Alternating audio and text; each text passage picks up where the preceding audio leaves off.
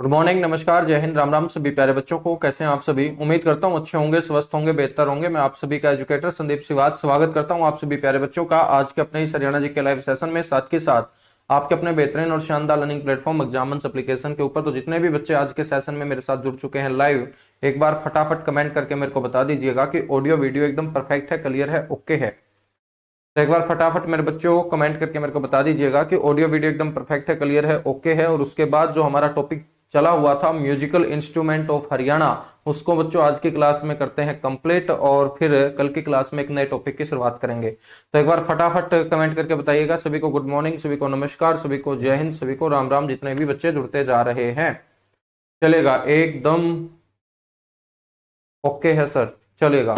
मेरे प्यारे बच्चों, कल हमने कुछ इंस्ट्रूमेंट पढ़ना स्टार्ट किए थे और मैंने आप लोगों को बताया था कि वो यंत्र जिनसे ध्वनि उत्पन्न होती है उनको हम वाद्य यंत्र बोलते हैं। और वाद्य यंत्र को चार कैटेगरी के अंदर डिवाइड करने का काम भरत मुनि ने नाट्य शास्त्र में किया था। और ये जो चार कैटेगरी थी, इसमें हमने एक तंतु वाद्य यंत्र पढ़ा, जिसे हम तार की सहायता से बजाने का काम करते हैं। तार की सहायता से ही उन वाद्य यंत्रों से ध्वनि उत्पन्न होती है, उन्हें तंतु या तार वाद्य यंत्र के रूप में हमने पढ़ा। दूसरे नंबर पे हमने सुशिर वाद्य यंत्र पढ़ा था, जो हवा वाद्य यंत्र के नाम से भी जाने जाते हैं। मतलब फूंक मारकर, यानी उसके अंदर हवा भर के मेरे बच्चों जो ध्वनि उत्पन्न की जाती है, उन सारे के सारे यंत्रों को हम सुशिर या हवा वाद्य यंत्र के नाम से जानते हैं। तीसरा जो हमारा वाद्य यंत्र था, उसमें हमने पढ़ा था मेरे प्यारे बच्चों अवनद वाद्य यंत्र। अवनद जो वाद्य यंत्र थे, वो हमने बात की थी कि चमड़े की खाल या चमड़े से जो वाद्य यंत्र बना होगा, जिसके ऊपर हाथ या किसी डंडी की सहायता से ध्वनि उत्पन्न की जाएगी, उन सारे के सारे वाद्य यंत्रों को अवनद या चमड़ा वाले वाद्य यंत्र भी बोल सकते हैं। और हमारा चौथा वाद्य यंत्र था घन वाद्य यंत्र, जो किसी विशेष धातु से बनाए जाते हैं। और उस विशेष धातु के ऊपर यदि कोई प्रहार किया जाएगा, लकड़ी से किया जाए या हाथों से किया जाए या आपस में मेरे बच्चों टकरा के ध्वनि उत्पन्न की जाए, उन सारे के सारे वाद्य यंत्रों को घन वाद्य यंत्र के नाम से जानते हैं। सर टाइम चेंज कर दिया? टाइम नहीं चेंज किया भाई, आज थोड़ा सा लेट इसलिए हो गया क्योंकि मेरे को ये फोटो कलेक्ट करने थे। ठीक है, जो ये फोटो मैं आप लोगों को दिखा रहा हूं, इस वजह से थोड़ा सा लेट हो गया, वरना तो क्लास बिल्कुल टाइम पे होती। ठीक है, चलेगा। क्योंकि कोशिश है कि फोटो के माध्यम से ही आप लोगों को ये समझाया जाए, क्योंकि बिना फोटो के माध्यम से हो सकता है ये दिमाग से निकल जाए। ठीक है, लेकिन अब नहीं निकलेंगे।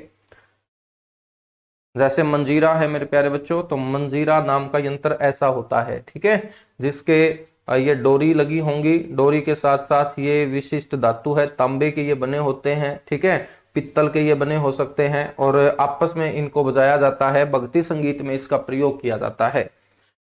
चलेगा मेरे प्यारे बच्चों, सबसे पहला आज का जो वाद्य यंत्र है वो आप लोगों को दिखाई दे रहा होगा अपने मोबाइल स्क्रीन के ऊपर। तो एक बार फटाफट मेरे को बता दीजिएगा कि ये जो व्यक्ति जो गेट के बाहर खड़ा है और इसके आगे एक बहुत बड़ा ड्रम जैसा वाद्य यंत्र है, और इसको ये दो लकड़ी की डंडियों से पीट कर बजा रहा है, तो मेरे बच्चों ऐसा वाद्य यंत्र कौन सा है? फटाफट तुम बता सकते हो इस वाद्य यंत्र का नाम? इस वाद्य यंत्र का नाम आप बता सकते हो? पक्का इनाम दूंगा यदि आप लोगों को इस वाद्य यंत्र का नाम पता होगा। ठीक है, इस वाद्य यंत्र का यदि आप लोगों को नाम, भाई पीडीएफ नहीं मिलेगी, नोट्स बना लेना। ठीक है, बार बार एक ही बात मत पूछा करो तुम लोग, पीडीएफ नहीं मिलेगी, नोट्स बना लेना भाई। ठीक है, नौकरी लगने के यदि तुम लोगों की इच्छा है तो नोट्स बनाने पड़ेंगे। मैं भी तो लिखता हूं, मैं भी तो मेहनत करता हूं, तुम लोग भी किया करो, है ना। तुम लोग मेहनत नहीं करोगे तो आउटपुट नहीं मिलेगी तुम लोगों को। तो इसलिए मैं पीडीएफ बिल्कुल बंद करता हूं, मैं किसी को भी कोई पीडीएफ प्रोवाइड करवाने का काम आगे नहीं करूंगा। जिसको पढ़ना है पढ़ो, जिसको नहीं पढ़ना है मत पढ़ो, है ना। बार बार एक ही राग तुम क्लास में बोलते रहते हो, पीडीएफ पीडीएफ, तो कोई पीडीएफ नहीं मिलेगी, साथ के साथ नोट्स बना लेना बस। बहुत अच्छे, बहुत अच्छे। नगाड़ा नगाड़ा नगाड़ा नगाड़ा नगाड़ा, मेरे भाई ये नगाड़ा नहीं है, इसे नौबत कहते हैं, ध्यान रखना। इसे क्या बोलते हैं? नौबत। नगाड़े जैसा ही होता है ये।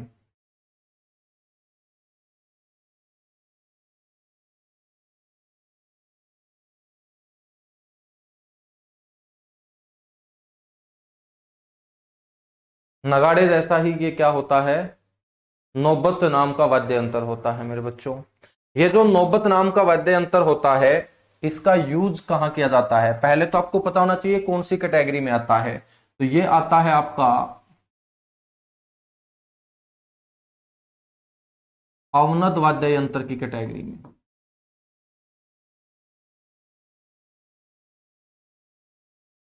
अवनद वाद्य यंत्र की कैटेगरी में ये आता है। मेरे बच्चों ये देखिएगा, ऊपर वाला जो इसका ये सरफेस है, ये वाला सरफेस, ये बना होता है भैंस के चमड़े से। ध्यान रखना है, ये ऊपर वाला जो भाग है इसका, ये भैंस के चमड़े से बना होता है।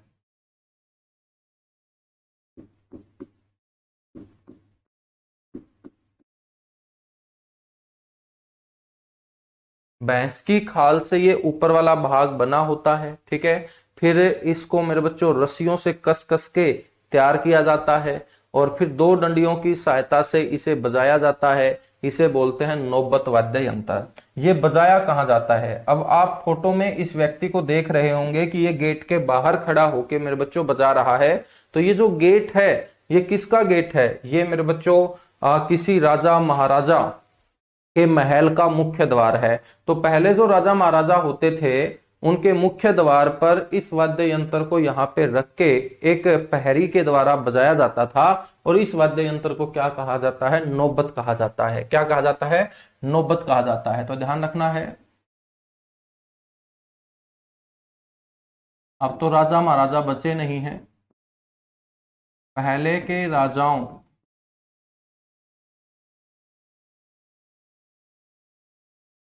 के महल के मुख्य द्वार पर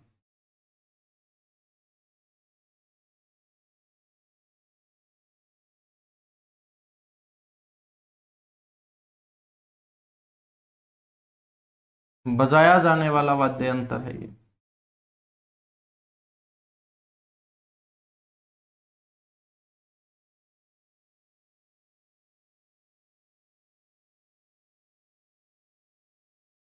कोई भी सूचना यदि किसी गांव में, किसी नगर में राजा को देनी होती थी, लोगों को इकट्ठा करना होता था, तो ये पहरी जो है बच्चों, ये मुख्य द्वार पर खड़ा होकर जोर जोर से इसे पीटता था।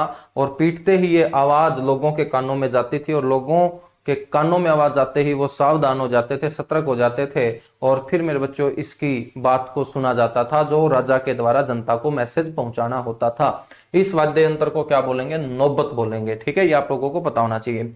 दूसरा जो वाद्य यंत्र है, इसका नाम क्या लो तुम बता पाओगे? फटाफट बताओ। क्या इस वाद्य यंत्र का नाम तुम बता पाओगे मेरे बच्चों? जो इस व्यक्ति के मुंह में आपको ये दो बांसुरी जैसे वाद्य यंत्र नजर आएंगे। कल हमने बांसुरी पढ़ा था। बांसुरी कैसा वाद्य यंत्र था? सुशिर वाद्य यंत्र था, क्योंकि उसके अंदर सुराख होते हैं, और मुंह से फूंक मार के ऊपर बच्चों उन सुराखों के ऊपर उंगलियां फेर कर जो ध्वनि उत्पन्न की जाती है, उसको हमने बांसुरी बोला था। और वो सुशिर वाद्य यंत्र की कैटेगरी में आया था। तो यहां पर इसके मुंह में आपको दो बांसुरी नजर आएगी, लेकिन इसको बांसुरी नहीं बोलेंगे। तो इसको बोलेंगे क्या फिर? बांसुरी जैसा दिखने वाला ये वाद्य यंत्र सुशिर वाद्य यंत्र की कैटेगरी में आता है। तो इसका नाम है अड़गोजा। क्या है मेरे बच्चों? अड़गोजा। बड़ा इंपॉर्टेंट है ये वाद्य यंत्र।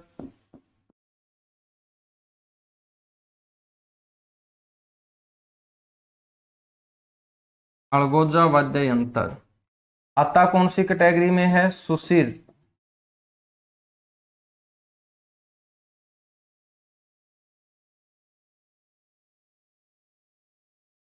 वाद्य यंत्र की कैटेगरी में ये आता है, ठीक है। ये किस तरीके से दिखता है? बांसुरी जैसा दिखता है बच्चों।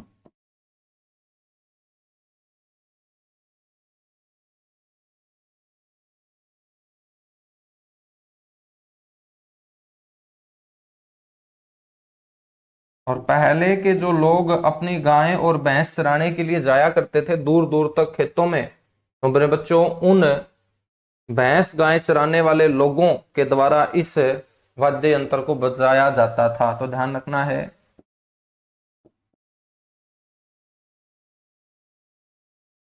इसका प्रयोग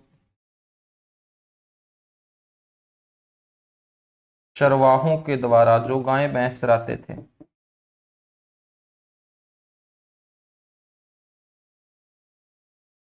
मेरे बच्चों किया जाता था।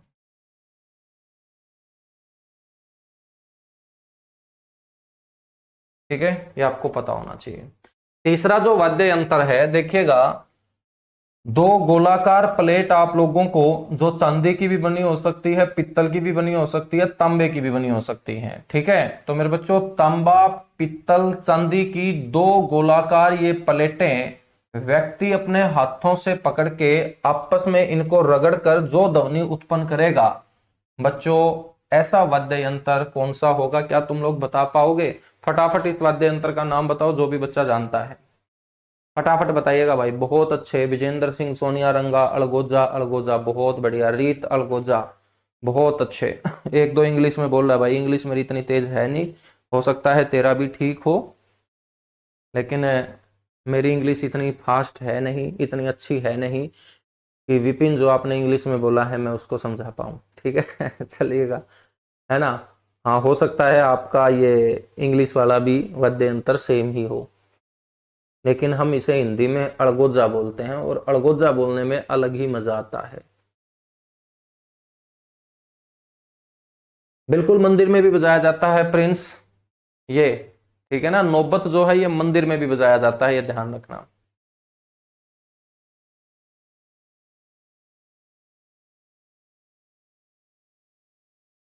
बताओ फटाफट फटाफट। बिल्कुल, कविता ने करेक्ट आंसर दिया है सर, इनको बोलते हैं झांझ। क्या बोलते हैं? झांझ बोलते हैं। बहुत अच्छे भाई, मतलब सारे वाद्य यंत्र तुम लोगों ने कवर कर ही रखे हैं। इसका नाम है झांझ वाद्य यंत्र।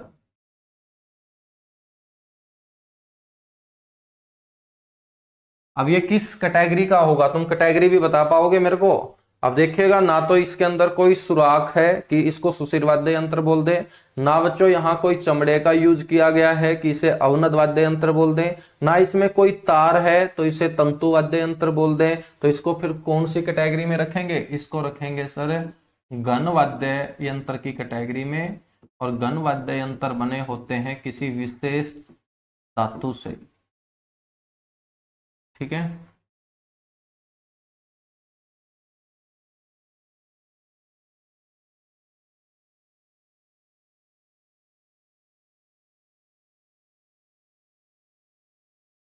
तांबा, पित्तल, चांदी,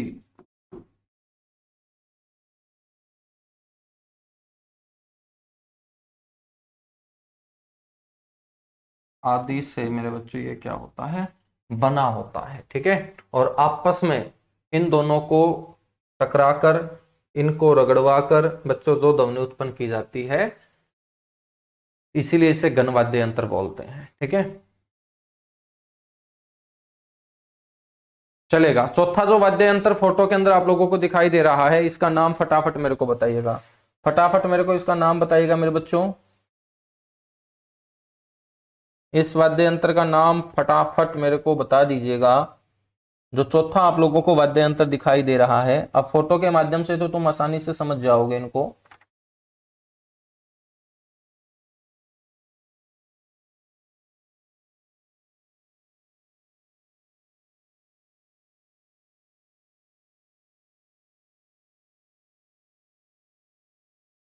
ठीक है, अब देखिएगा, पेपर में एक और क्वेश्चन यहां से पूछ लिया जाता है तुम लोगों से। बच्चों, ये जो आपका जांज वाद्य यंत्र है, और ये आपको दो गोलाकार प्लेट नजर आती होंगी जो तांबे, पित्तल और चांदी की बनी हो सकती हैं। तो कई बार आपसे इनका व्यास पूछ सकता है। क्या पूछ सकता है? डायमीटर पूछ सकता है कि लगभग कितना डायमीटर होता है जांज नामक वाद्य यंत्र का। तो आपको ध्यान रखना है, इनका डायमीटर होता है 8 से 16 अंगुल व्यास। 8 से 16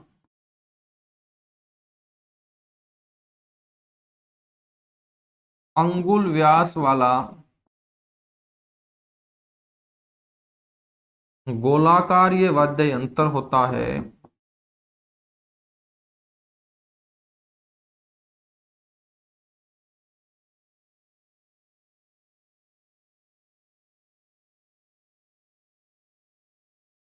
जिनको आपस में टकराकर बजाया जाता है। अब अंगुल व्यास का मतलब समझते हो, जैसे हम हरियाणवी में आंगल बोलते हैं, हाँ, एक तो बिलायत हुआ है, एक आंगल हुआ है। तो 8 + 16 आंगल, आंगल का मतलब ये उंगलियां, अंगुल का मतलब होता है उंगलियां, ठीक है। इस तरीके से जैसे ये 4 आंगल हैं, 4 उंगलियों को ऐसे रखते हो तो ये 4 आंगल हैं, और इसके ऊपर एक और रख देंगे तो कितने हो जाएंगे, 8, और इसके ऊपर एक और रख देंगे तो 12, और इसके ऊपर एक और रख देंगे तो 16। तो मैक्सिमम 16 और मिनिमम 8, तो 8 से 16 अंगुल व्यास वाला ये गोलाकार यंत्र होता है, जिसको आपस में मेरे प्यारे बच्चों टकरा के या रगड़ा के ध्वनि उत्पन्न की जाती है। इसे बोलते हैं जांज वाद्य यंत्र। तो बड़ा इंपॉर्टेंट है ये 8 से 16 अंगुल वाला, ध्यान रखना, ठीक है।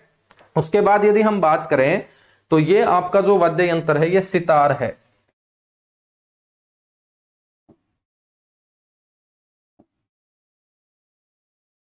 सितार जिसकी खोज की थी किसने, अमीर खुसरो ने। इसके बारे में हम कल पढ़ चुके थे, इसका फोटो नहीं दिखाया था तुम्हें कल, तो आज मैं इसका फोटो तुम्हें दिखा देता हूं, ठीक है बच्चों। यह है आपका सितार, जिसकी खोज किसने की थी, अमीर खुसरो ने। अब आ जाओ, अब फटाफट मेरे को ये बताओ ये कौन सा वाद्य यंत्र है, फटाफट बताइएगा।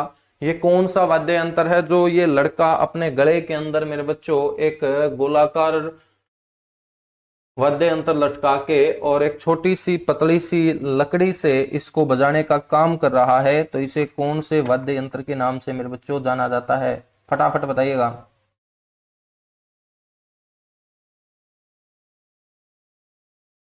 फटाफट फटाफट बच्चों आंसर दीजिएगा।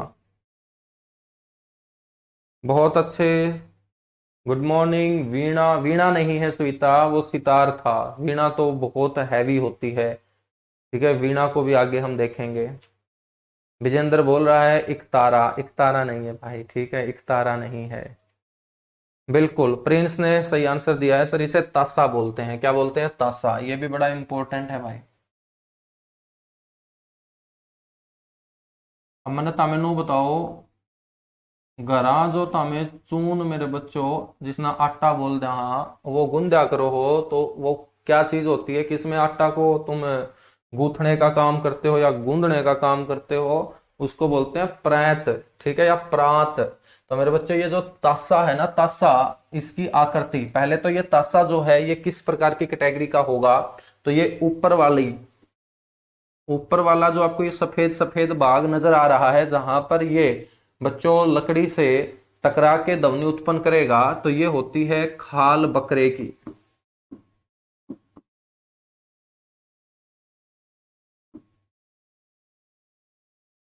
तुम पहले यही सोचते होंगे कि बकरा तो सिर्फ मटन के काम आता है, ठीक है। बकरे का काम सिर्फ मटन देना नहीं, बल्कि बहुत सारे वाद्य यंत्र देना भी है भाई। बकरा बहुत काम आता है, ठीक है।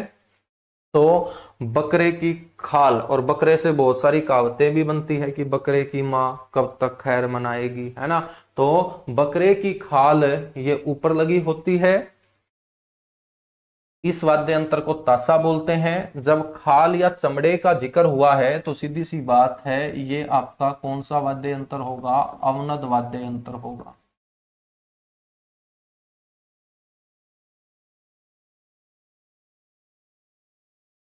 ठीक है मेरे बच्चों। अब ये जो तासा है इसको गले में लटका के बजाया जाता है।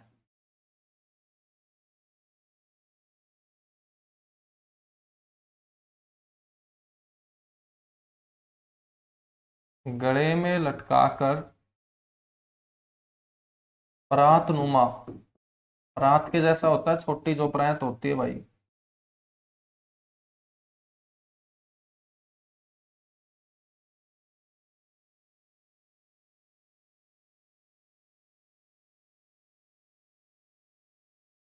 और कौन से अवसर पे बजाया जाता है, शादी के अवसर पे।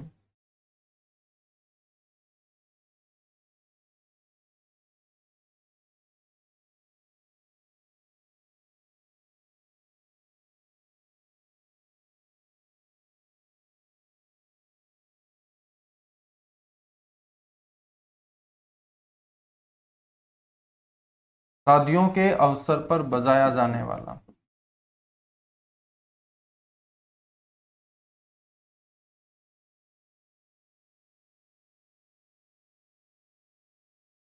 ये वाद्य यंत्र होता है, ठीक है। इससे आगे आ जाओ मेरे बच्चों। ये क्या है मेरे बच्चों? घुंघरू। घुंघरू मेरे बच्चों, ठीक है ना, घुंघरू। और आप लोगों ने गाना सुना होगा ना कि घुंघरू टूट गए। सुना है तुम लोगों ने? किस किस ने सुना है बताओ? गाना सुना है तुमने? ऋतिक रोशन भी है उसमें, घुंघरू टूट गए, है ना। तो मेरे बच्चों ये जो घुंघरू हैं, ये जो घुंघरू हैं, ये कौन सी कैटेगरी में आएंगे? क्या तुम लोग मेरे को बता सकते हो फटाफट? घुंघरू जो हैं, जो ध्वनि उत्पन्न करते हैं, जो पैरों के अंदर डाले जाते हैं मेरे बच्चों, किस फंक्शन पे? ये शादियों में भी डाले जाते हैं, ये मेरे बच्चों सत्संगों में भी डाले जाते हैं, ठीक है। किसी स्टेज प्रोग्राम की बात हो तो वहां पर भी ये डाले जाते हैं। तो घुंघरू किस प्रकार का वाद्य यंत्र है? फटाफट बताइएगा। घुंघरू,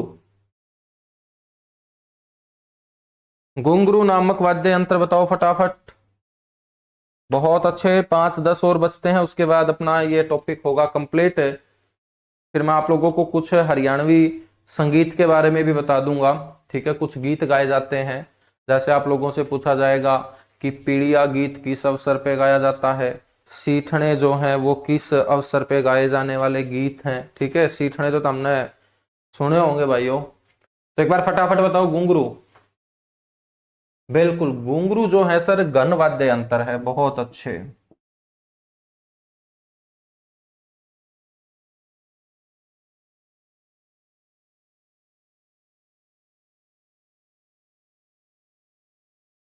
घुंघरू है घन वाद्य यंत्र। इसका जो प्रयोग है मेरे बच्चों,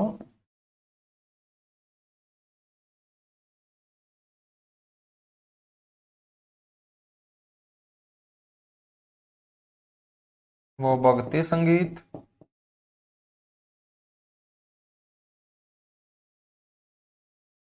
और विशेष प्रोग्रामों में किया जाता है।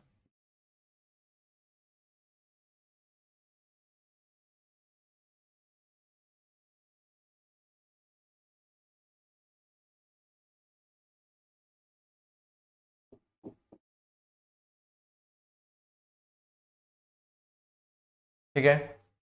अब मेरे को फटाफट बताओ इस वाद्य यंत्र का नाम और इस वाद्य यंत्र का नाम क्या है? फटाफट बताइएगा मेरे भाई।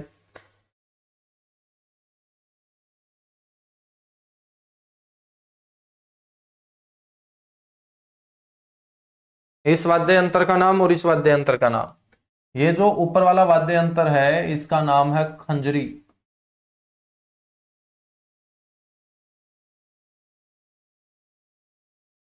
खंजरी। और यदि मैं आप लोगों से पूछूं कि खंजरी जो वाद्य यंत्र है वो किस प्रकार का है, तो इसके ऊपर भी मेरे बच्चों एक खाल लगी होती है जानवर की, ठीक है। जानवर की खाल से बनाया जाता है। तो जब खाल का जिक्र हुआ तो ये कौन सा वाद्य यंत्र होगा? सर ये होगा अवनद वाद्य यंत्र। कौन सा वाद्य यंत्र होगा? ये अवनद वाद्य यंत्र होगा। बच्चों ये जो वाद्य यंत्र है ये मुख्यतः जोगियों का वाद्य यंत्र है। जोगियों के द्वारा, जोगियों ने प्रसिद्धि सारंगी को भी दिलाई, और सारंगी के साथ साथ जोगी क्या रखते थे? इस वाद्य यंत्र को भी अपने पास रखते थे, इसको बजाने का काम क्या करते थे? मुख्यतः यह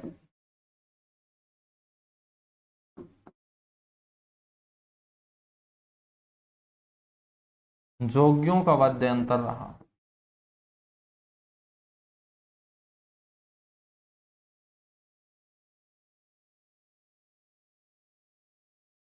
ठीक है बच्चों। अब आ जाओ तुम ये, नीचे से गोलाकार आकृति और ऊपर से मेरे बच्चों जानवर की जो खाल है वो ढकी गई है इस गोलाकार आकृति के ऊपर। तो ऐसा जो आप लोगों को वाद्य यंत्र देखने को मिलता है इसे बोलते हैं नगाड़ा। क्या बोलते हैं? नगाड़ा। नगाड़ा भी मेरे बच्चों कैसा वाद्य यंत्र होगा फिर आपका? अवनद वाद्य यंत्र होगा।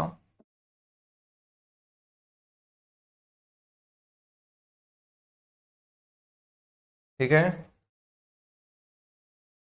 अवनद वाद्य यंत्र होगा।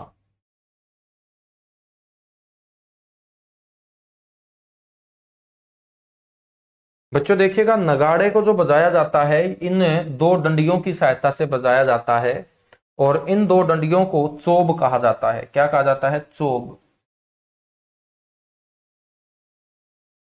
तो यहीं पर हम लिख लेंगे कि जिन डंडियों की सहायता से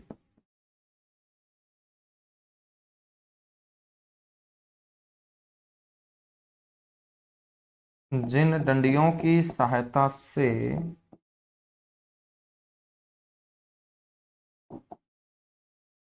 नगाड़ा बजाया जाता है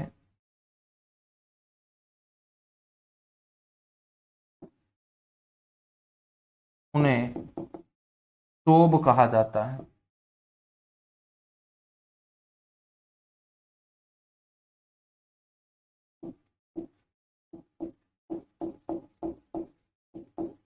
क्या कहा जाता है? उन्हें चोब कहा जाता है। बच्चों, नगाड़ा दो टाइप का होता है। एक तो ये बड़ा ढोल होता है और इसके पास एक और छोटा ढोल होता है। उसे हम छोटा नगाड़ा बोल देते हैं या नगाड़े का छोटा रूप बोल देते हैं। और नगाड़े का जो छोटा रूप है, पेपर में पूछा जाएगा किस नाम से जाना जाता है, तो आपको बोलना है नगाड़े का छोटा रूप जिल कहलाता है।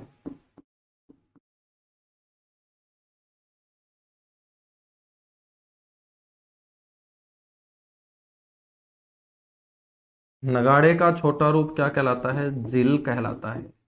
मतलब छोटा एक ढोल आपको नजर आएगा, उसे क्या बोल देते हैं? जिल बोल देते हैं। ठीक है। और जिल हमेशा नगाड़े के बाएं ओर रखा जाता है।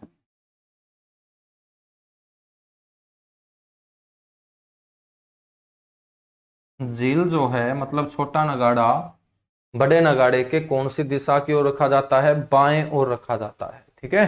तो कई बार दो नगाड़े आपको देखने को मिलेंगे, उसमें एक बड़ा नगाड़ा होगा, उसको तो नगाड़ा ही बोलेंगे। ठीक है। और एक होगा छोटा नगाड़ा। उस छोटे नगाड़े को वास्तव में जिल कहा जाता है। मतलब नगाड़े के पास एक छोटा सा नगाड़े जैसा दिखने वाला वाद्य यंत्र, जो अवनद वाद्य यंत्र होता है, उसे हम छोटा नगाड़ा तो समझने के लिए बोल देते हैं। वास्तव में उसका नाम क्या होता है? जिल होता है। बच्चों, क्या होता है? जिल होता है। ठीक है। ये आप लोगों को ध्यान रखना है।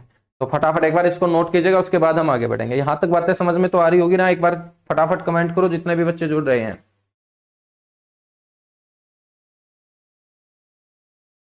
अवनद और गन। अब देखिएगा, अनुष्का, अवनद के अंदर चमड़े का यूज होगा। कोई भी वाद्य यंत्र जहां पर चमड़ा हो उसे हम क्या बोलेंगे? अवनद बोलेंगे। ठीक है। यहां पर चमड़ा है, अवनद। यहां पर चमड़ा है, अवनद। यहां पर चमड़ा है, अवनद। लेकिन घुंघरुओं के अंदर चमड़ा नहीं होता। घुंघरुओं के अंदर क्या होते हैं? छोटे छोटे आप लोगों को पित्तल के, ठीक है, नजर आएंगे। ये छोटे छोटे जो आपको नजर आएंगे पित्तल के, तो इनके अंदर कोई चमड़ा नहीं है, इनके अंदर किसी धातु का यूज किया गया है।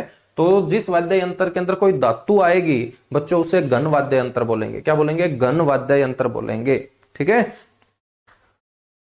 यानी कि हम किसी धातु के ऊपर प्रहार करेंगे तो घन वाद्य यंत्र, बजाने के लिए किसी चमड़े के ऊपर प्रहार करेंगे तो अवनद वाद्य यंत्र, और किसी के ऊपर प्रहार ना करके उसके अंदर हम हवा भरेंगे, फूंक मारेंगे, और बच्चों उसे बोलेंगे सुशिर वाद्य यंत्र। और ध्वनि उत्पन्न करने के लिए किसी तार को हम टकराएंगे, जैसे एक तारा, दो तारा, ठीक है, सारंगी, सितार, वीणा, ये सारे के सारे आपके तंतु वाद्य यंत्र होंगे। मतलब तार की सहायता से क्या होगी? ध्वनि उत्पन्न होगी।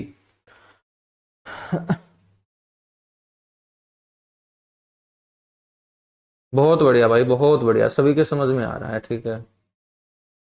बहुत जल्दी समझ में आने लगा तुम लोगों को, क्या बात है। मतलब नौकरी अब की बार लेके मानोगे तुम लोग? हैं? नौकरी लेके मानोगे क्या अब की बार? है बच्चों? या वैसे ही मान जाओगे?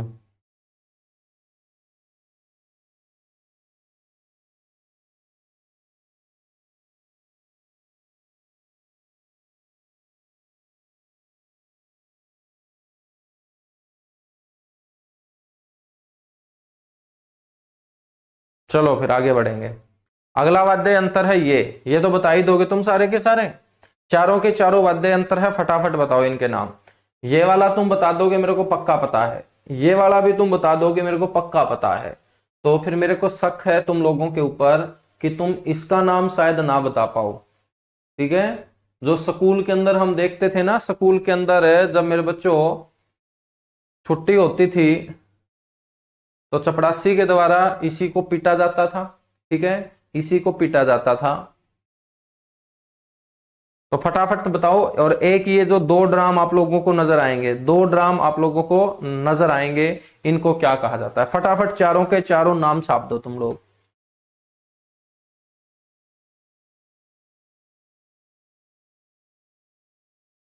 लेके मानेंगे सर नौकरी, बहुत बढ़िया भाई, बस यही तुम लोगों के अंदर से आवाज आनी चाहिए कि अब की बार नौकरी लेके मानेंगे, बस नौकरी मिल जाएगी, तुम टेंशन मत लो।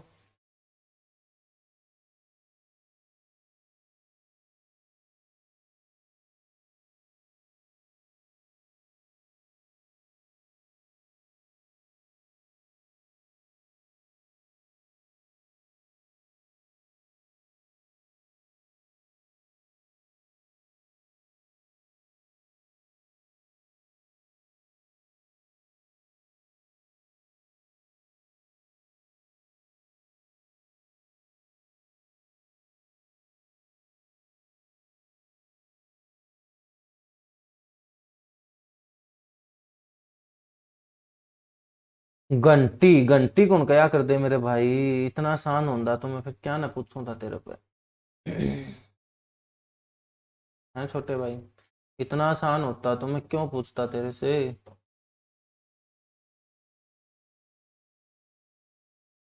इसको घंटी नहीं बोलते हैं, फटाफट बताओ क्या बोलते हैं फिर।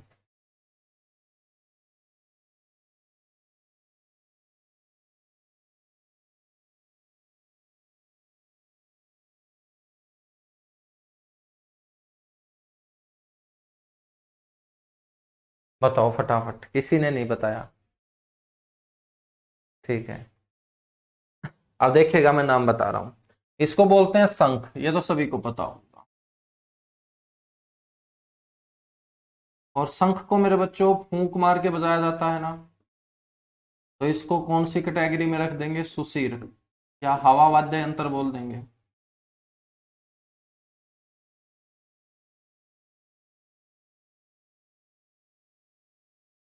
ठीक है। शंख पाया कहाँ जाता है? सागरों में।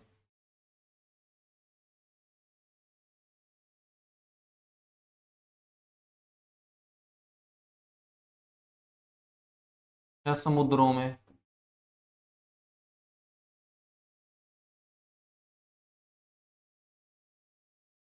सागरों में पाया जाने वाला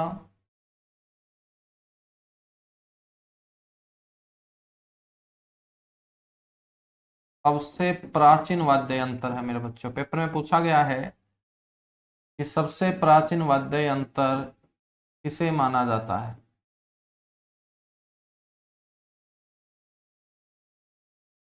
शंख को माना जाता है। यह भी माना जाता है कि शंख में देवता निवास करते हैं। शंख में क्या निवास करते हैं? देवता। शंख का जो ये भाग होता है, इसको बोलते हैं पृष्ठ भाग, मतलब पिछला भाग। बताया जाता है कि इस पृष्ठ भाग में भगवान ब्रह्मा निवास करते हैं भाई। भगवान ब्रह्मा, जिन्होंने सृष्टि की रचना की, और सृष्टि की रचना भगवान ब्रह्मा ने की, तभी तो उसे तुम ब्रह्मांड बोलते हो, है ना? पढ़ते हो ना ब्रह्मांड, यूनिवर्स, कॉस्मोस, ठीक है? तो इसीलिए पढ़ते हो तुम उसे ब्रह्मांड, क्योंकि उसकी रचना भगवान ब्रह्मा ने की है। और शंख के पिछले भाग में भगवान ब्रह्मा निवास करते हैं। अब पिछले भाग में भगवान ब्रह्मा निवास करते हैं, तो अगले भाग में कौन निवास करता है?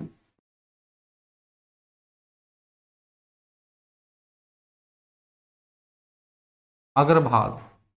अग्रभाग में माँ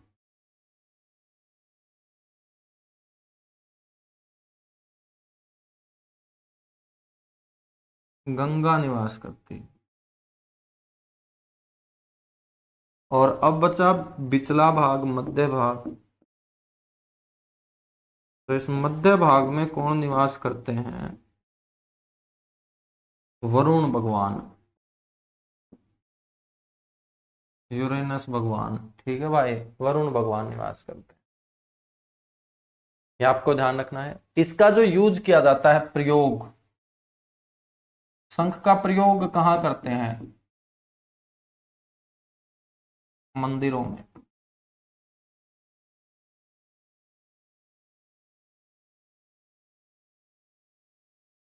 ठीक है, ये जो वाद्य यंत्र है इसको बोलते हैं बेंजो।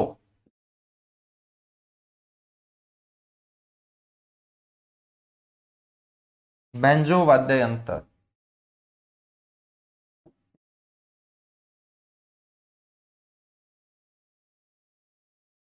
अवनद है। ये है मेरे बच्चों माँ सरस्वती का वाद्य यंत्र वीणा।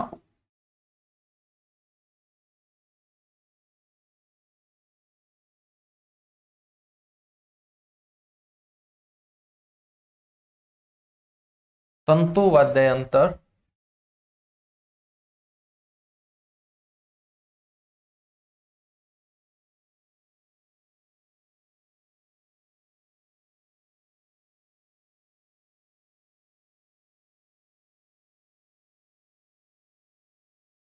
तो माँ सरस्वती आपको वीणा बजाते हुए नजर आएगी। इसका जो प्रयोग है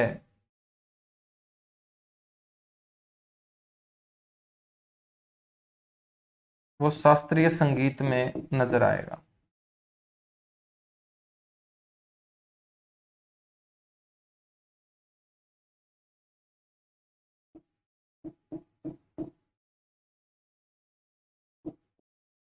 ठीक है, अब इसकी बात थी मेरे बच्चों, इसे घंटी नहीं कहा जाता, इसे झालर कहा जाता है।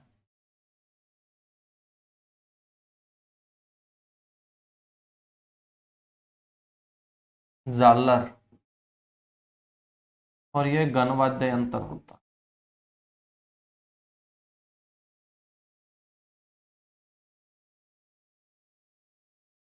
ठीक है मेरे बच्चों।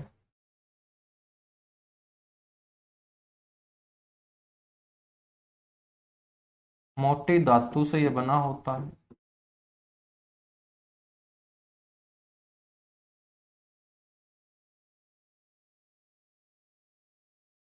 जिसे लकड़ी की सहायता से बजाया जाता है।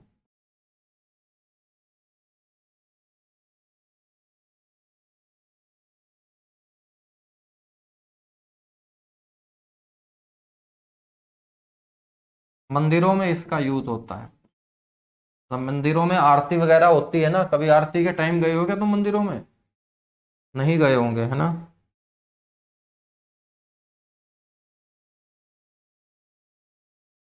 प्रयोग।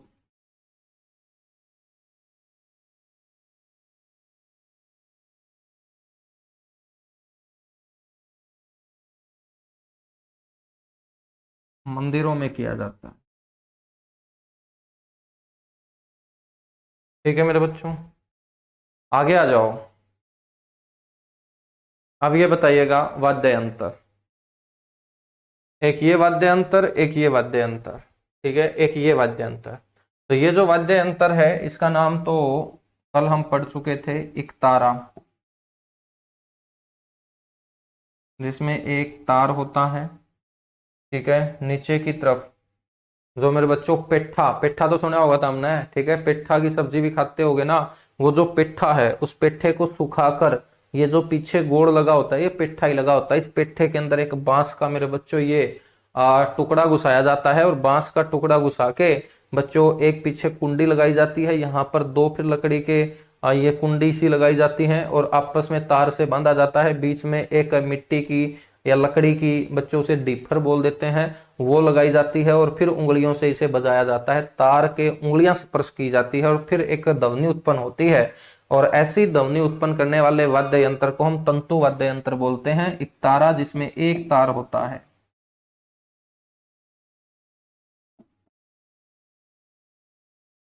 ठीक है, अब इसमें एक तार है तो ये एक तारे जैसा होता है, लेकिन इसके अंदर दो तार होते हैं, इसीलिए इसे बोल देते हैं दो तारा वाद्य यंत्र।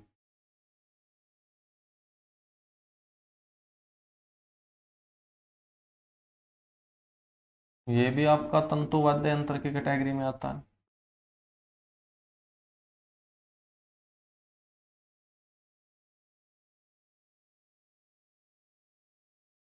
ठीक है भाई, ये जो है ये, इसे हम छोटा नगाड़ा बोल सकते हैं।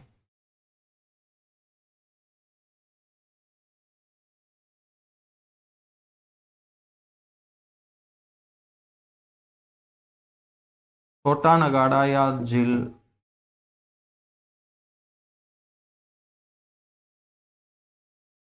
कैटेगरी कौन सी होगी? अवनद, क्योंकि चमड़े का यूज किया गया है।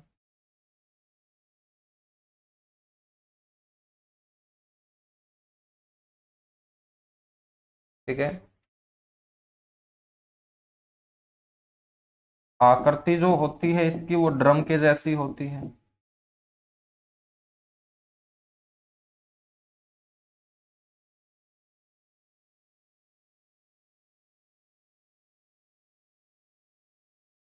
नगाड़े के बाएं ओर इसे रखा जाता है।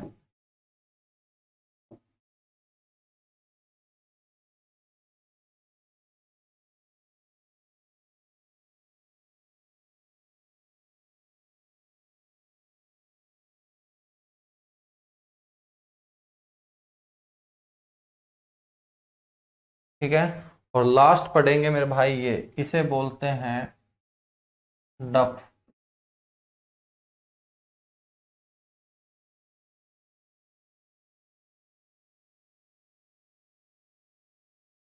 डफ वाद्य यंत्र,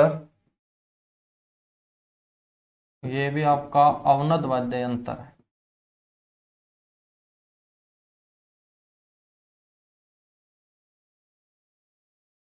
ठीक है बच्चों, अवनद वाद्य यंत्र है। तो ये भी एक आपका चमड़े से बना वाद्य यंत्र है, जिसको बच्चों कंधे के लगा के दूसरे हाथ से पीट के बजाया जाता है। ऐसा वाद्य यंत्र आपका डफ कहलाता है। क्या कहलाता है? डफ कहलाता है। ठीक है, तो इसी के साथ ये हमारे सारे के सारे मेरे बच्चों होते हैं नृत्य, सॉरी, वाद्य यंत्र कंप्लीट। डफ नाम से नृत्य भी तो हमने पढ़ा था ना, बिल्कुल उस नृत्य के अंदर डफ नाम का वाद्य यंत्र ही बजाया जाता है।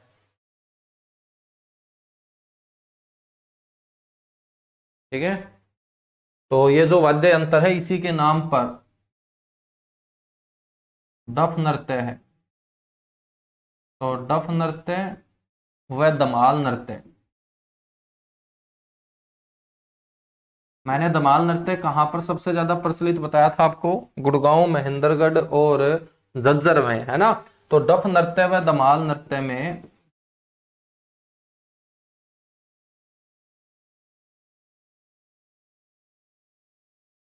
इसका उपयोग किया जाता है।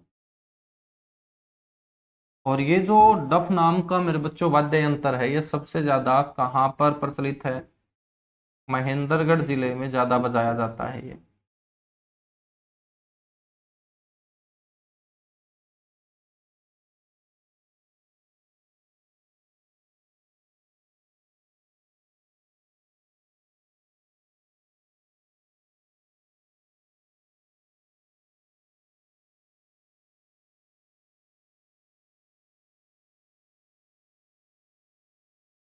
ठीक है बच्चों, तो इसी के साथ ये होता है हमारा कंप्लीट टॉपिक।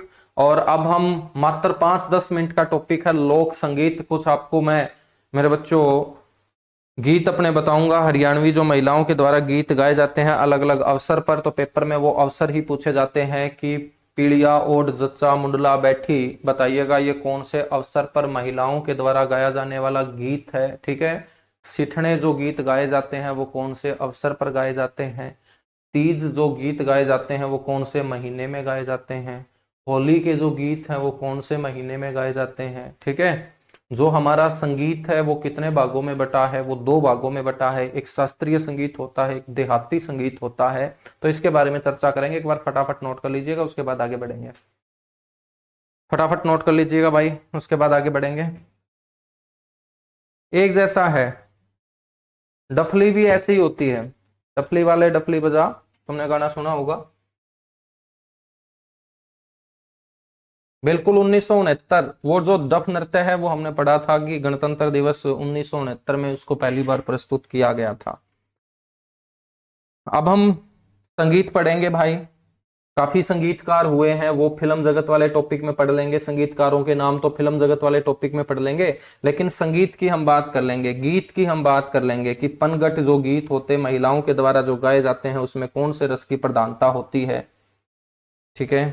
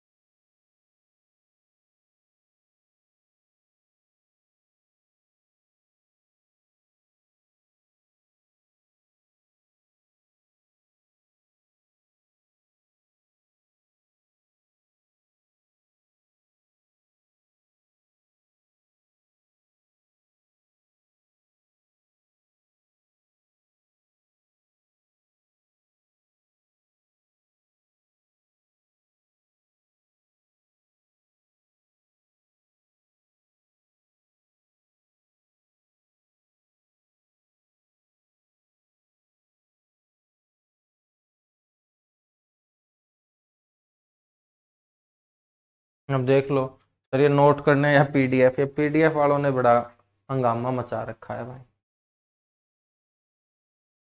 कैसे समझाऊं तुम लोगों को, मैं भी पागल हो जाऊंगा भाई। पीडीएफ से काम नहीं चलेगा, मैं तुम्हें बार बार बोलता हूं। मैं भी तो पीडीएफ लगा लगा के पढ़ा सकता हूं ना, तुम मेरे से थोड़ा तो सीख लो यार, है ना।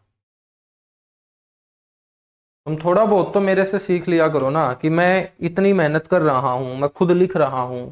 वरना तो मैं भी पीडीएफ लगा लगा के पढ़ा देता। ये मैंने क्या पहले पढ़ा नहीं रखे हैं? मेरे पास सारे की सारी पीडीएफ सेव होती हैं। क्या मैं पीडीएफ लगा के नहीं पढ़ा सकता हूँ? इनको पढ़ा सकता हूँ ना। तो 1 घंटा क्यों लगाता, मैं 15 मिनट में टॉपिक कंप्लीट कर देता। लेकिन वो 15 मिनट आउटपुट नहीं देगी, 1 घंटा ही आउटपुट देगा।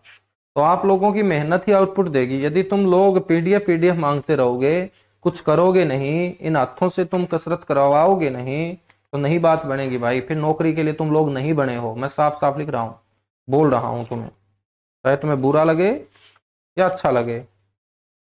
तो यदि तुम लिखने से कतराते हो ना, तो नौकरी तुम लोगों के लिए नहीं बनी है, मैं साफ साफ बताता हूँ। फिर नौकरी किसी और के लिए बनी है, जो दिन रात मेहनत कर रहा है, लाइब्रेरी में बैठ के नोट्स बना रहा है, अच्छे से लिख रहा है। इतना भी स्मार्ट वर्क नहीं करना तुम लोगों को।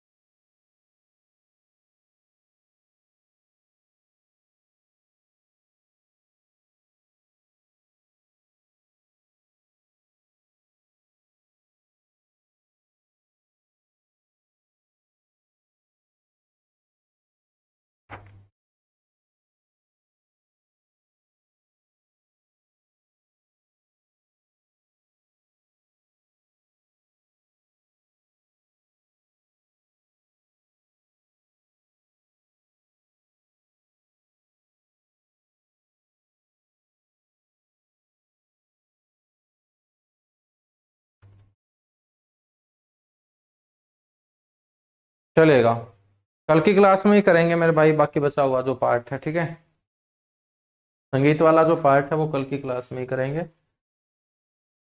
तो आज लोग आप इतना सा कीजिएगा, कल की क्लास में एक तो संगीत वाला 15-20 मिनट का टॉपिक है वो कंप्लीट कर लेंगे, और उसके बाद कोई नया टॉपिक स्टार्ट कर लेंगे, भाषा और साहित्य हम पढ़ना स्टार्ट कर लेंगे, हरियाणा की बोलियां, भाषा और साहित्य।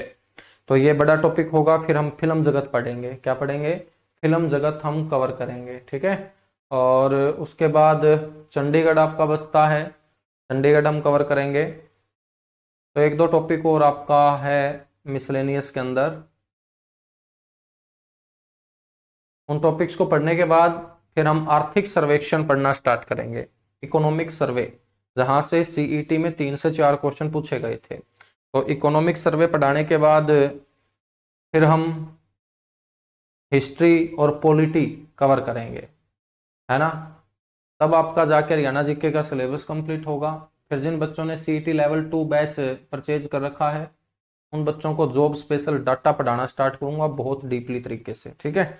चलेगा, thank you, bye bye, love you आप सभी को।